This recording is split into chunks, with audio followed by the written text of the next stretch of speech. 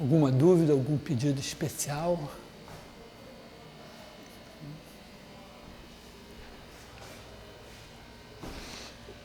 Bom,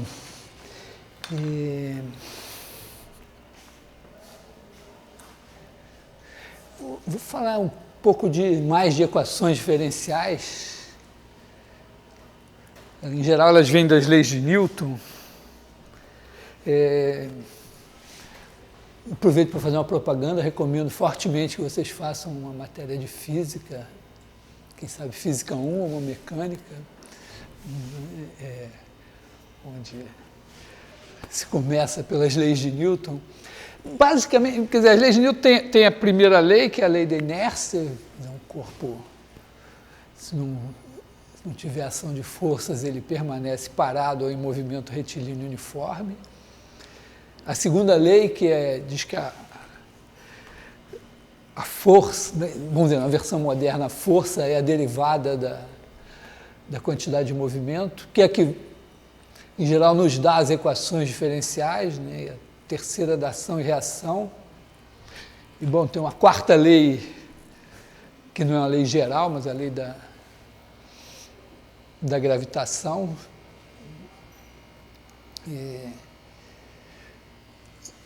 Bom, a lei da gravitação, eu comentei na aula passada, né? Quer dizer, se você montar um sistema de partículas, bota aqui, partículas assim, cada uma com a sua massa. Você tem M1, M2, etc. Tem M, N, né? Então, cada uma vai sofrer a ação das demais, e montar a equação para cada uma você tem uma equação que diz que, se você fizer MI, também, vamos dizer, ela vai descrever uma trajetória descrita por um movimento descrito por CI, MI igual a massa da partícula e CI num certo intervalo em R3 o movimento também da partícula I, né? Então a gente vai ter MI, CI 2 pontos, a massa, cada massa suposta constante, né? Isso vai ser a soma das forças que as outras vão exercer sobre ela. Então, o movimento de cada partícula depende dos movimentos de todas as outras. Então, é uma equação chatinha. Você tem, vamos dizer, como a força depende vamos dizer, inversamente proporcional ao quadrado da distância, você vai ter aqui, na verdade, o cubo da norma dessa diferença no denominador. Então, é uma coisa mais, vamos dizer, tratável no computador, não é das coisas mais complicadas que existem. Uma coisa interessante, pensando assim agora, sem pensar na força da gravidade, né? Suponha que você tem um sistema de partículas assim. É razoável a gente definir o centro de massa, né? Quer dizer, aqui nós vamos então botar assim as partículas, esquecer as forças, então você tem aqui M1, M2, tal, etc., Mn. Digamos que a gente tem uma origem em algum lugar aqui para, né, dar esses CI como vetor de exposição. Né? É razoável, né, a gente definir um C barra de I em R3, quer dizer, em cada instante, né, a gente pode definir isso, né, você pega e faz a posição média mais ponderada pelas massas. Então, o C barra de T é igual a somatório de igual a 1 até N de MI CI de T e dividido pela soma das massas. Vamos chamar assim, 1 sobre M, onde M é igual a somatório de igual a 1 até N das massas. Então, esse cara daqui é o centro de massa.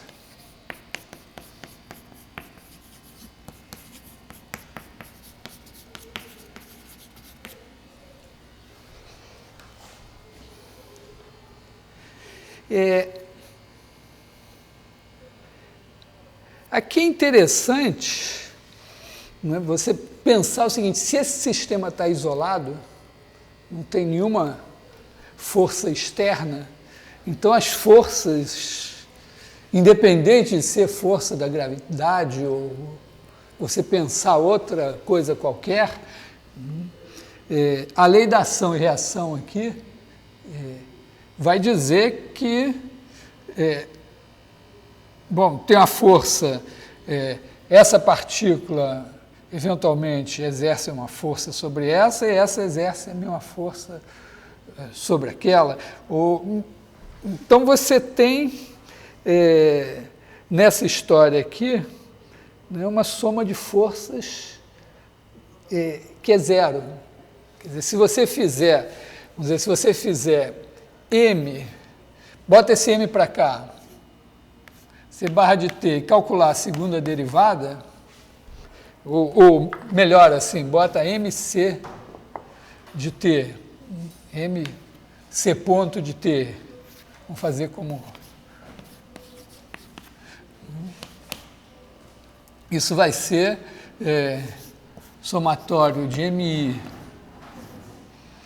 CI ponto de T, e você deriva aqui.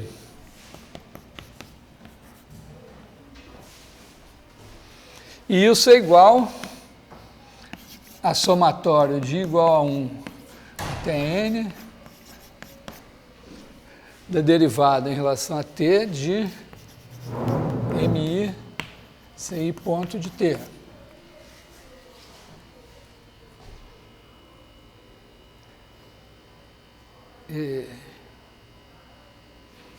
Mas isso aqui é a soma das forças. Isso aqui é o somatório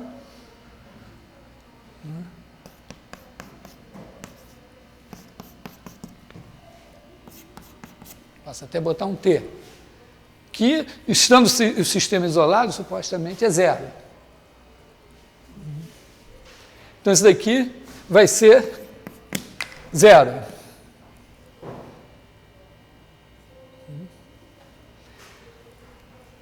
Ora, então você pode olhar para esse centro de massa, aqui o C barra de T, como se fosse uma partícula de massa M e que está se movendo, mas a força que está atuando aqui é zero. Então, essa derivada aqui é zero. Então, vamos dizer, você pode dizer que C barra 2 pontos de T igual a zero. E, C barra, vamos dizer, o C barra de T nada mais é que um X de T, Y de T, Z de T. A segunda derivada C zero diz que a segunda derivada dessa é zero, a segunda derivada dessa, a segunda derivada dessa, todas são zero. Então, elas têm derivada constante, o que significa que esse centro de massa, independente do que esteja acontecendo, ele anda com velocidade constante. Ele anda aqui com a velocidade V barra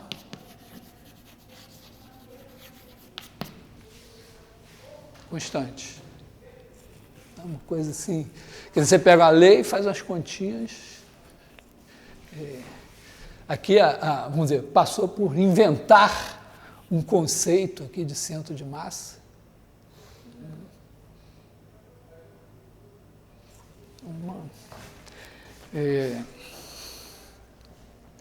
Então, vamos dizer, esse tipo de jogo entre a mecânica e o cálculo é muito, vamos dizer, uma relação muito praticamente indissociável. Assim. Bom, eu não vou, vamos dizer, aqui a ideia não é fazer mecânica, a ideia aqui é fazer equações diferenciais. Eu vou cortar disso numa outra direção. Outra coisa, acho que uma observação importante aqui também é que é legal a gente ter essa abordagem sem coordenadas. Economiza muito papel você trabalhar sem coordenadas. Bom, eu vou cortar e vou passar para uma outra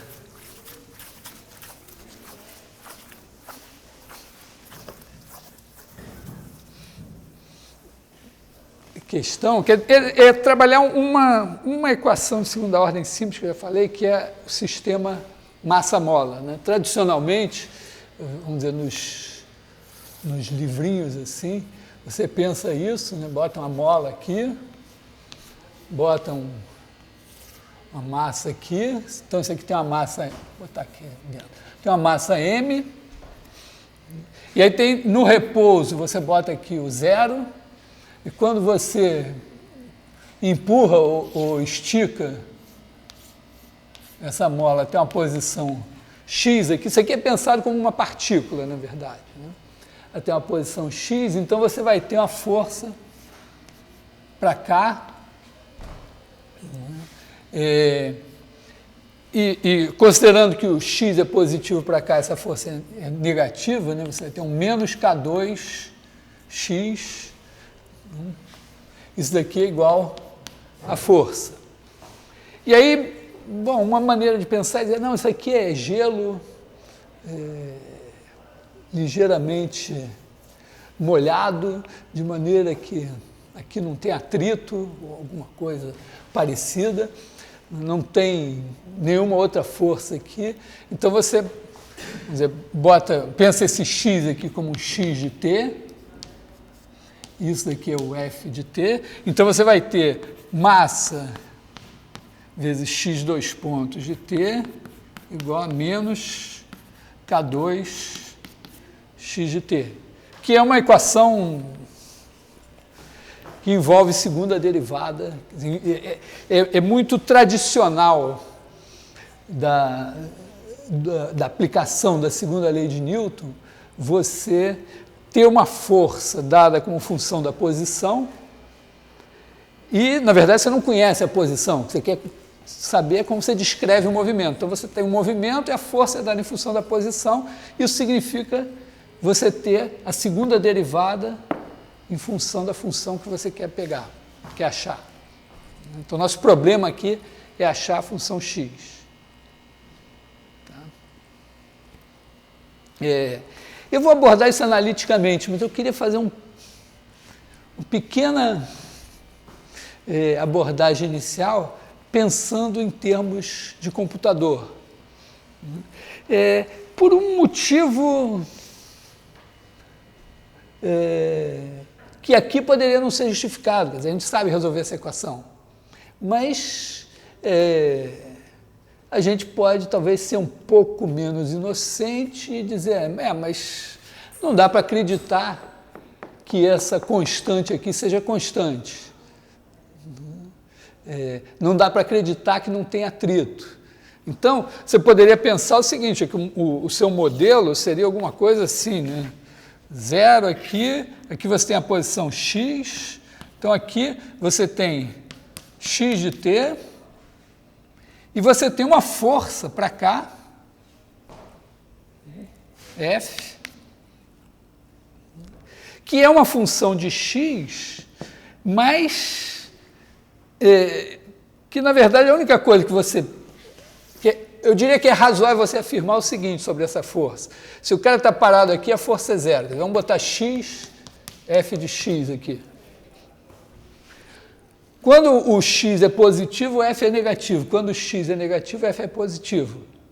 E ela deve aumentar de tamanho com x. Quer dizer, você deve ter alguma coisa assim. Né? Em termos de força elástica, é razoável você imaginar que esse negócio vai fazendo assim e vamos dizer, vai existir num certo intervalo x. Você pode até também pensar como uma coisa razoável que seja simétrica aqui. Né? Então, você teria essa informação sobre a sua F. E, eventualmente, um atrito, né? Que joga contra a velocidade. Quer dizer, você poderia pensar alguma coisa assim. Se você tem aqui vamos dizer, se você tem aqui o x ponto de t, esse aqui é o f de x de t, se está andando para cá, o atrito está agindo para lá. E também, então, você poderia ter aqui o x ponto, né, e aqui um FA de x ponto, que também, se a velocidade for zero, esse negócio é zero, e tem mais ou menos o mesmo perfil, assim, né? A ideia sabe isso, né? Que o coeficiente de atrito é assim, até começar a escorregar,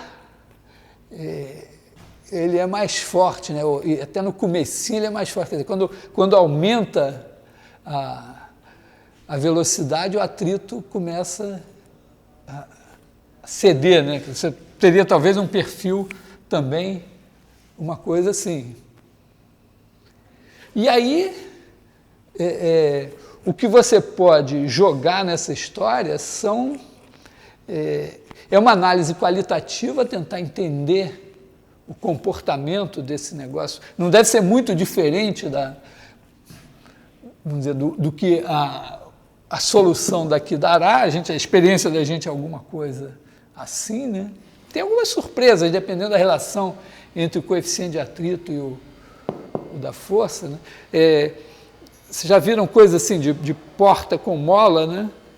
Que, vamos dizer, tem a porta que faz assim, mas a boa porta com mola, ela não fica fazendo assim. Né? Tem algum jogo aqui. Então, tem uma análise qualitativa que pode ser feita.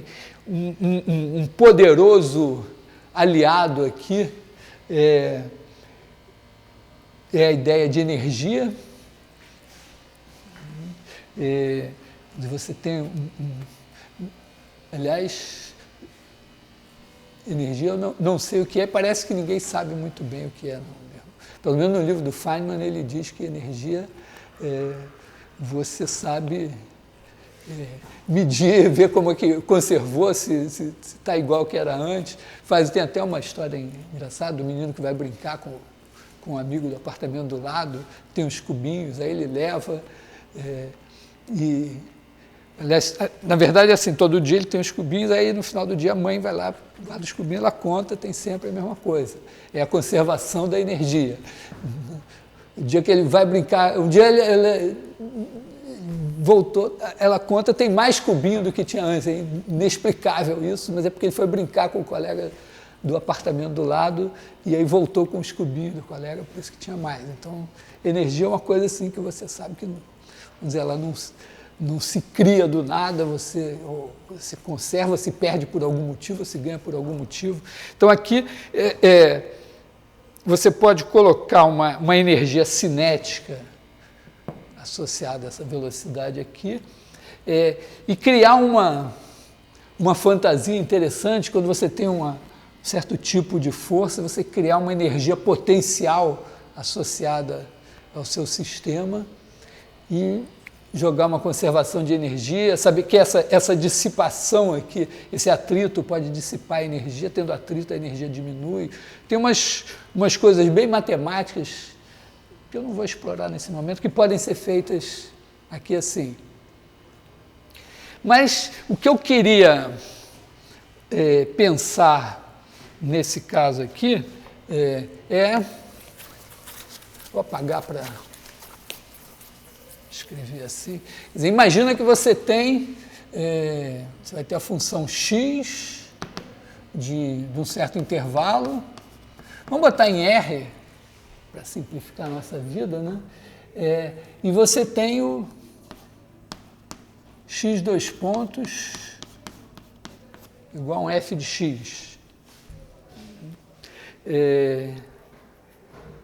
Tipicamente, aliás, vamos botar em R2 aqui. Vou botar em R2 para fazer um desenho. Né? Imagina que você tem isso aqui. Então, imagina que você tem o seguinte, x de um certo T0 igual a um certo x0. Então, você sabe que começa aqui, x0. E vamos imaginar que você tem o x ponto de T0, quer dizer, a velocidade inicial é um certo V0. É razoável, porque se você só tem aceleração, não dá para imaginar que você consiga. Então, você tem aqui o seu V0.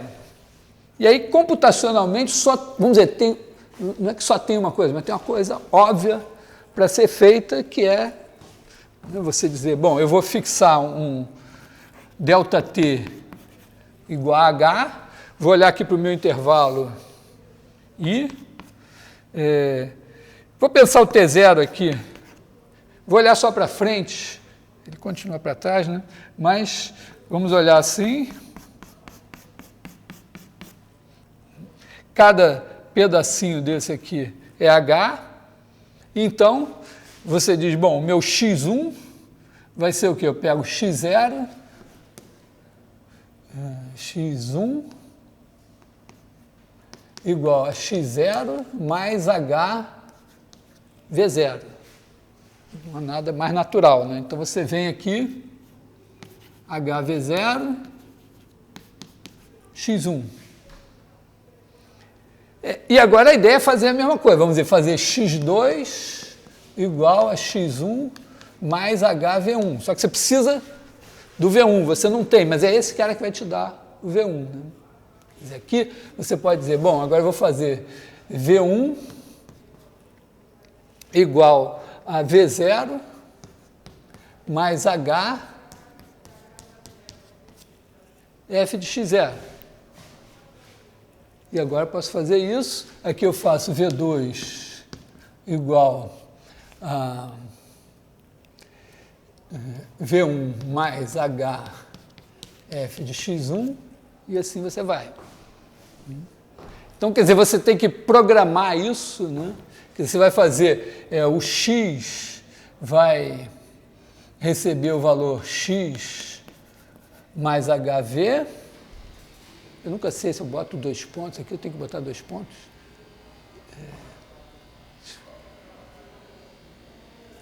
Seja um programa, tem que botar 2 pontos aqui, eu posso escrever assim, se deixar assim. Hã? Não, porque assim, matematicamente, é meio esquisito. Né? Mas, você faz isso aqui, e você tem que fazer V igual a V mais H f de x e iterar isso. Né? Repare que aqui eu cometi um erro.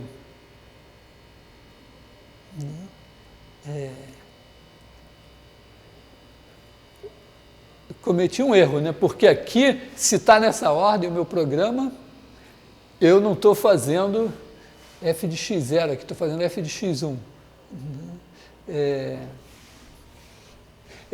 O interessante é que eu me lembro que há muitos anos eu passei num curso de equações diferenciais para os alunos um programa para fazer que era essencialmente isso. E justamente teve uma dupla que errou e fez isso aqui. mas eu não sabia que eles tinham errado. E aí foi muito melhor, o resultado foi muito melhor. Era um negócio... Não, porque é assim, imagina que você tem uma coisa que... no caso ali você tinha trajetórias elípticas. Então, se você tem trajetória elíptica, você está aqui, você tem uma velocidade assim, você sai para cá. E como todas as trajetórias elípticas, você saiu para outra trajetória elíptica. Então, daqui você vai fazer isso.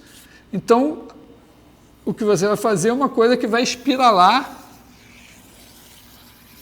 e que com o tempo vai embora. E os caras erraram. Eu não sabia o que tinha acontecido na época, assim, não sabia nada do assunto.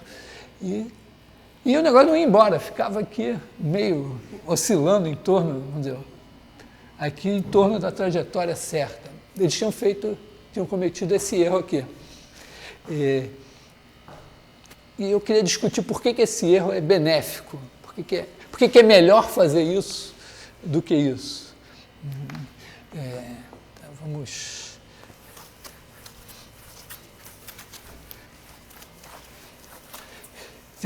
A ideia, assim, né, é que a gente... você está aqui no I mais 1, né?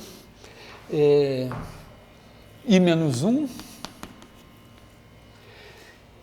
Então, quando você faz a primeira derivada, é natural, né, você pegar... Bom, então aqui você tem xi menos 1, xi mais 1, etc. São os valores aqui. Aliás, de passagem, eu volto a comentar isso, né? Quando você pega aqui o intervalo, aqui você tem o intervalo AB. Aí você desenha essa função, mas na verdade você faz isso, né? Você tem um certo número N de pontos aqui, assim, esse daqui é o x0, esse daqui é o xn, esse aqui é o xi. Então, na verdade, você tem... Aliás, é t aqui para mim, né? Então, vou botar t. T0 é Tn. Então, na verdade, você são esses n mais 1 valores aqui. Esse aqui é o x0, xn, ti, xi. Então, os tempos aqui nem importam mais, uma vez que você sabe, o intervalo AB você conhece, fixou o intervalo, isso aqui acabou. Então, o que você tem é x0, x1, xi, xn. E é inegável que esse cara está em Rn mais 1. Então, está aqui desenhado um vetor em Rn mais 1. E ele é muito comum, muito frequente na nossa vida. E agora a gente vai criar, né, a derivada desse cara. Então, o que é a derivada? Você vai pegar o xi mais 1 menos xi, né? Quer dizer, vamos dizer assim, x é a função de AB em R. Vira x pertencente a Rn mais 1. Eu posso pensar assim, a derivada x ponto de AB em R vira um x ponto. Tem um problema aqui, né? O que eu vou fazer com a derivada? Eu vou fazer o x ponto i, o que é a derivada aqui nesse cara? Eu vou pegar o xi mais 1 menos xi e dividir por h. Né? Esse aqui é xi mais 1 menos xi sobre h. Só que quando eu faço isso, eu tenho a derivada no zero, mas quando chega no n eu não posso fazer porque eu não tenho o próximo. Então, a rigor, aqui, se eu fizer assim, eu vou ter que fazer, né, em Rn. Eu também tenho uma opção que é derivar à esquerda. Isso aqui seria, vamos dizer, isso aqui seria o d mais de x índice i. Também tem a opção de derivar à esquerda, quer dizer, eu poderia dizer, não, x ponto i vai ser o xi menos o xi menos 1 dividido por h. E aí esse cara seria o d menos x índice i. Só que essa derivada aqui está definida para ir de 0 até n menos 1 e a de baixo está definida para ir de 1 até n.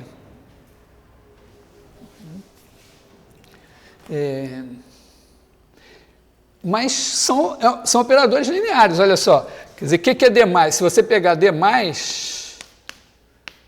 de x, vai ser o vetor, quer dizer, pensa o vetor derivado, quais são os valores, esses n valores aqui.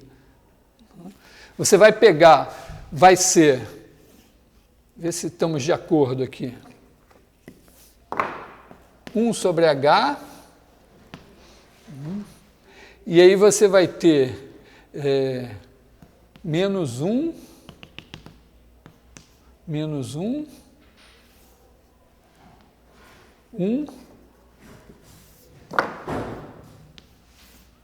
1 aqui. Aqui você tem, e o resto é 0, né? Aqui tudo é 0. Esse cara aqui tem n coordenadas, e esse daqui tem n mais 1.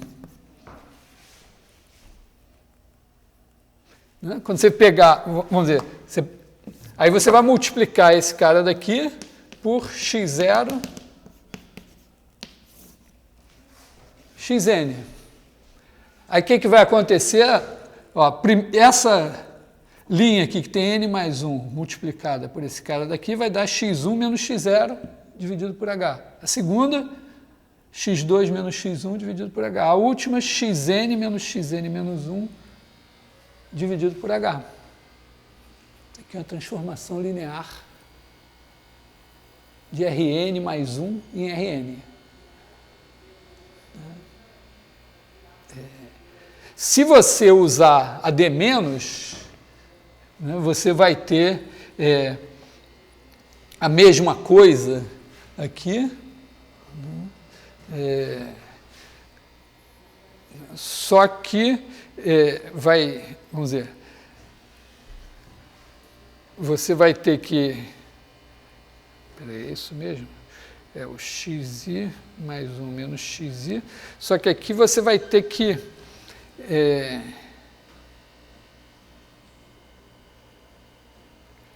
pensar, quer dizer, é a mesma coisa, é a mesma, só que esse cara, esse Rn daqui, no primeiro caso é pensado como x0, xn menos 1. E no segundo caso é pensado como x1, xn.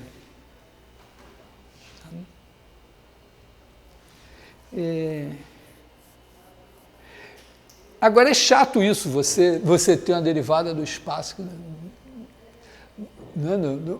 A função, a derivada da função devia ser uma função do mesmo espaço. Senão você começa a derivar cada vez mais, você vai, no fim, não sobra mais nada. Né? Vai caindo a dimensão de 1 a cada vez que você deriva. Tem situações em que isso pode ser bypassado, e situações interessantes. Tem a ver com o nosso modelo massa-mola, porque o nosso modelo massa-mola, o que a gente espera é um movimento periódico, quer dizer, uma função do tempo que vai estar definida para todo t, mas que, vamos dizer, né, a ideia é que você solta a sua partícula aqui em algum lugar, ou dá uma força, e ela fica indo e voltando para o mesmo lugar. Então, depois, vamos dizer, se você, na verdade, o intervalo relevante é o intervalo do período. Depois que voltou, repete. E aí, você tem uma função que é periódica, quer dizer, você vai ter uma função que faz assim, e em algum momento ela volta aqui e faz isso de novo. Então, se você olhar, vamos dizer, daqui, vamos dizer, sei lá, daqui, digamos que esse cara repetiu, aqui começou a repetir. Então, a derivada, vamos dizer, quando você quer derivar à direita aqui, ó, você pega esse valor, mas esse valor corresponde a esse aqui. Se você quiser derivar à esquerda, você pega esse cara daqui,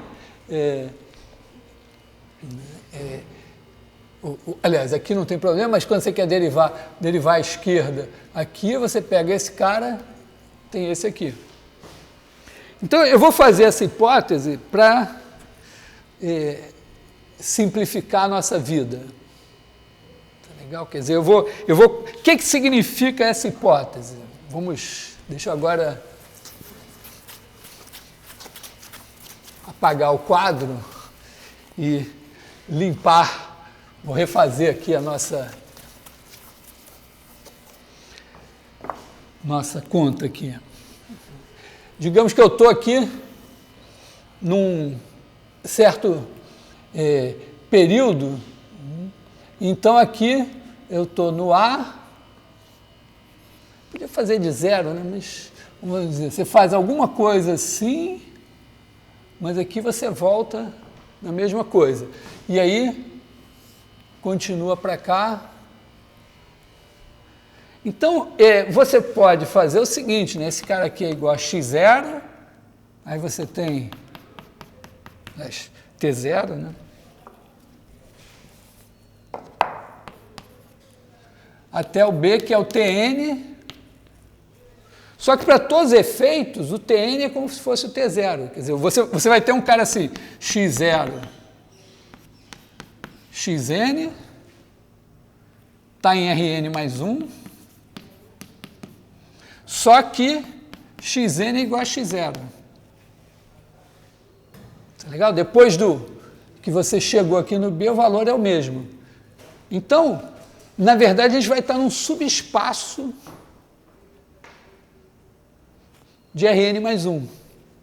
Um subespaço de dimensão n, quer dizer, a gente vai estar num espaço E, que é o conjunto do x1, do x0, xn pertencentes a Rn mais 1, tais que x0 igual a xn.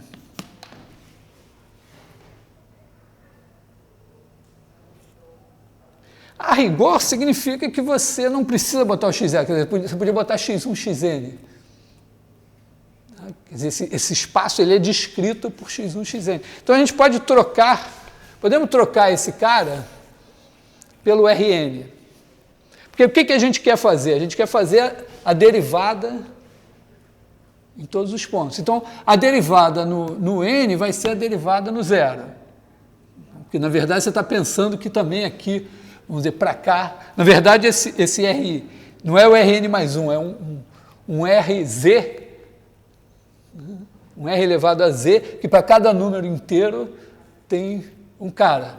Só que, vamos dizer, se você pegar o I aqui e o I mais N, eles são iguais. Então, eu estou pensando assim, ó, eu quero trabalhar com a derivada. Na verdade, eu vou pensar o meu vetor x1, xn em Rn, e agora eu posso derivar a direita e a esquerda escrevendo assim, né? D mais x índice I vai ser xi mais 1 menos xi sobre h, entendido, né, que se eu tiver aqui, quer dizer, onde é que eu tenho problema? Eu tenho aqui no enésimo, né? Quando eu estiver aqui no Tn, né, se eu pegar o Tn mais 1, eu tenho que pensar que ele é o T1. Então, aqui,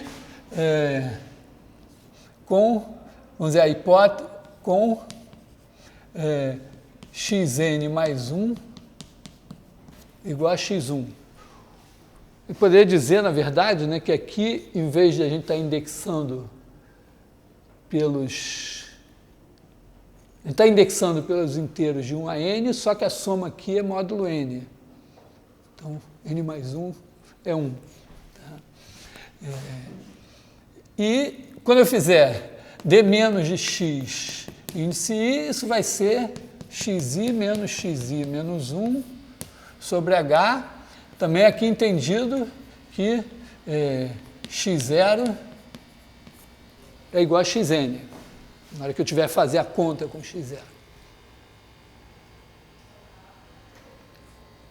Bom, então, beleza, temos esses operadores. O que significa isso, né, em termos de matriz?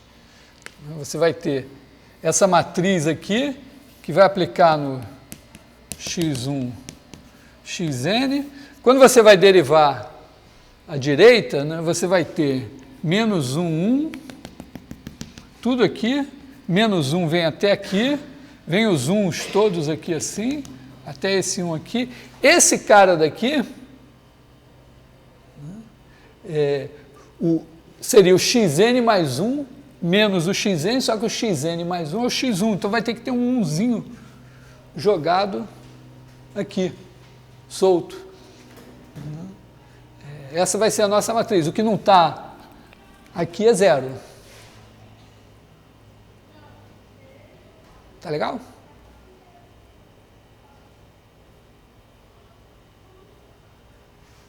Ó, porque eu tenho aqui x2 menos x1, x3 menos x2, etc. xn menos 1. E aí o xn mais 1 menos x1 seria x1 menos xn. É como se esse negócio daqui fosse assim, ó. x0, x1, x2, etc. xn menos 1, xn. Na verdade, tá certo. Tá legal? Então aqui, na verdade, eu vou do x1 até o xn, e eu começo a repetir aqui. Se eu fizer a do d menos,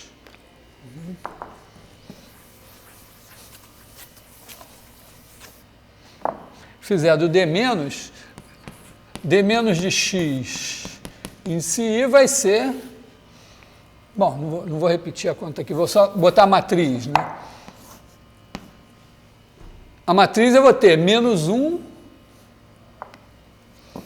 né? Quando eu faço no x1, eu vou ter, aliás, vou ter aqui 1, que é o x1, menos o x0. O x0 é o xn. Então, eu vou ter que botar um menos 1 aqui.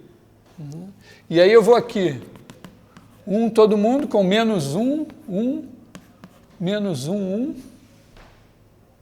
E aí tem esse menos 1 solto aqui. E o resto é 0. Na verdade, aqui, 1 sobre H, 1 sobre H.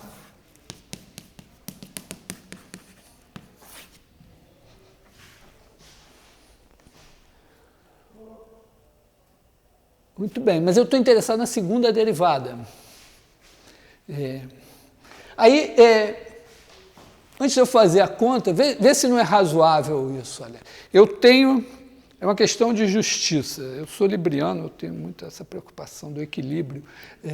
Então, eu vou derivar. Aí, digamos que para derivar eu olho para a direita de vocês. Então, eu pego o tempo t mais h menos o tempo t. Aí, se eu derivar de novo fazendo isso, eu vou no tempo t mais 2h, porque eu vou ter uma derivada aqui, a derivada em t mais h vai ter que ir no t mais 2h, talvez seja mais justo eu fazer o seguinte, eu faço a primeira derivada olhando para a direita e a segunda olhando para a esquerda. Ou a primeira olhando para a esquerda e a segunda... Quer dizer, primeiro eu faço isso, depois eu faço isso na segunda vez. Ou o contrário. É muito simples assim.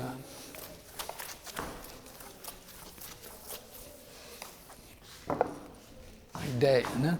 Quer dizer, você tem aqui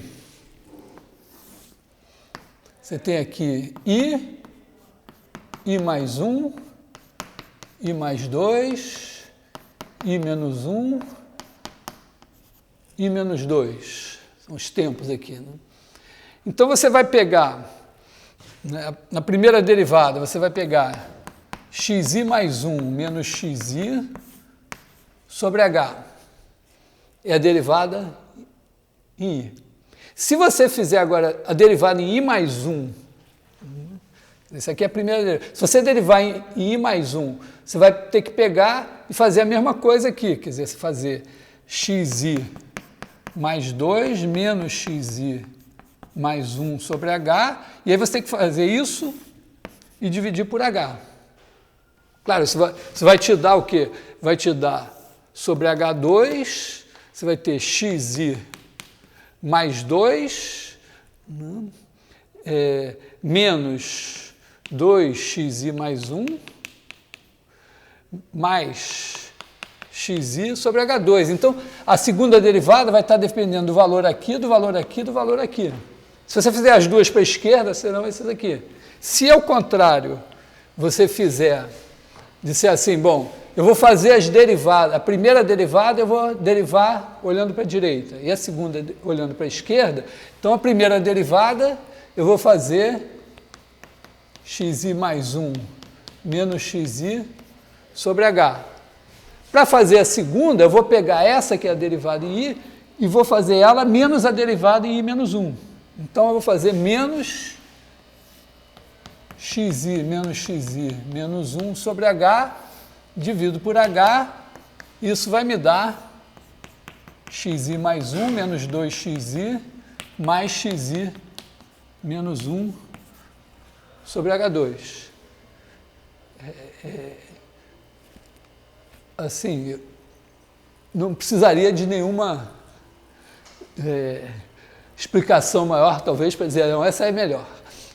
Mas é interessante, eu fiz essa conta, botei lá no texto. Você faz com a série de Taylor, você escreve esse negócio assim, né? Quer dizer, você faz o...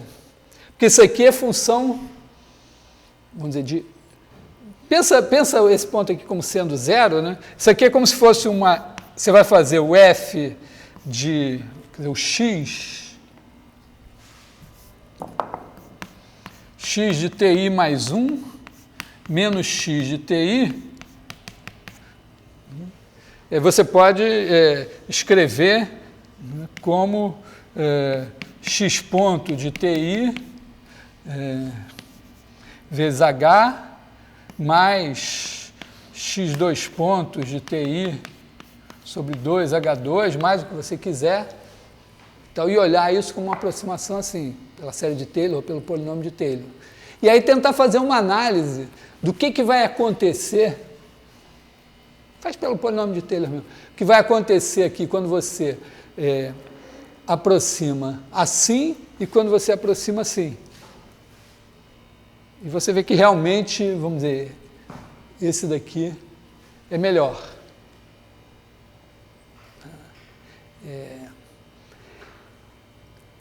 Não vou me meter nessa análise agora, mas eu queria olhar o que é esse operador aqui. Né? O que é esse? Vamos chamar esse cara daqui. Né? Aliás, uma outra observação é que eu posso fazer também, eu tenho uma terceira opção, né? Que é primeiro derivar à esquerda e depois à direita. Quer dizer, eu poderia ter feito assim, né? Poderia ter dito assim, ó, eu vou fazer a derivada em I, vai ser xi menos 1 sobre h. Então, eu derivei olhando para cá. Mas na segunda derivada, eu olho para cá. Então, eu faço xi mais 1 menos xi sobre h menos esse, divido por h. Isso aqui vai me dar sobre h2, xi mais 1 menos 2xi mais xi menos 1, que é a mesma. Quer dizer, você tem esses dois caras aqui assim. Muito bem, vou fazer isso em termos de matriz agora, né? Então, eu estou mais para olhar a álgebra linear. Então, o que é isso aqui? Vou chamar esse cara de D2. D2 é um operador de Rn em Rn, que vai levar x1, xn em alguma coisa, que vamos botar assim, D2,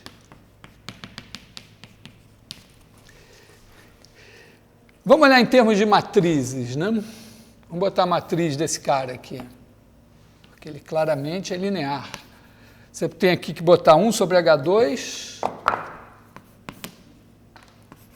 1 sobre H2, e o que você vai ter sempre é assim, na diagonal você vai ter aliás, menos 2 na diagonal, porque isso aqui vamos dizer, isso aqui é o D2 de x índice i, a iésima coordenada, quer dizer, a segunda derivada no TI. Aliás, no xi, né, no caso aí. Segunda derivada no xi. Então, você tem aqui menos 2, 1, 1. Esse é o padrão.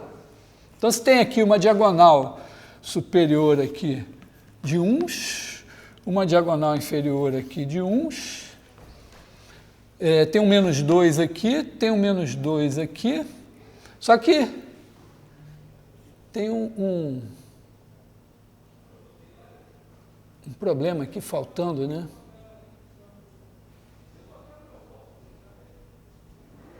Está faltando alguém aqui. Quer dizer, o 1 aqui, esse daqui é o x1.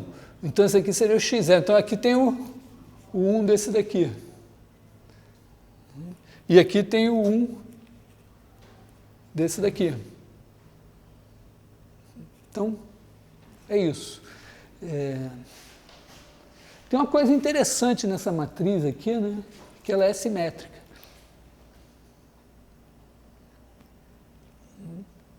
Temos uma matriz simétrica. Se nós temos uma matriz simétrica, nós temos o teorema espectral, e isso tem uma base ortonormal de autovetores.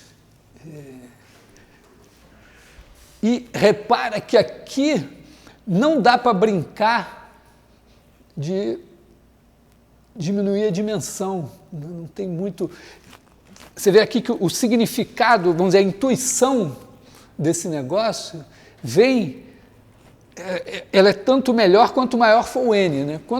Quanto maior for a dimensão, mais pontos você está colocando na sua aproximação e mais próximo você vai estar do que você imagina como sendo a sua função. Você tem aqui o intervalo e o que você está pensando é isso, né? E você está... Então, quanto mais ponto, melhor. Quanto menor o h, melhor. Então, isso aqui, a ideia é que a dimensão vai ser alta. Tentar pensar em termos do polinômio característico, raízes do polinômio característico, talvez não seja a melhor ideia. Mas isso foi um exercício do final do minicurso 3, que é justamente esse operador aqui. Tem uma maneira, talvez, da gente pensar nisso, é introduzir um operador, porque tem um negócio assim, ó, você tá pegando vamos dizer, na rodinha aqui, x1, xn menos 1, x2, etc. Xn aqui, né? Quando você faz isso, né, você anda para a direita, ou então anda para a esquerda. Quer dizer, imagina o seguinte, operador, ó, S de Rn em Rn, que vai pegar o x1, xn, e vai levar em... bom, você pode shiftar para um lado ou para o outro. Vamos botar assim, x2, x3, xn, x1. Todo mundo, vamos dizer, andou para a esquerda, ou xn, x1, x2, xn menos 1. Qualquer um dos dois vai nos servir. Assim. Talvez aqui, vamos usar esse aqui, talvez, né? Quer dizer, a gente pode dizer o seguinte, olha que o nosso D2 de x é o seguinte, né? Você está fazendo,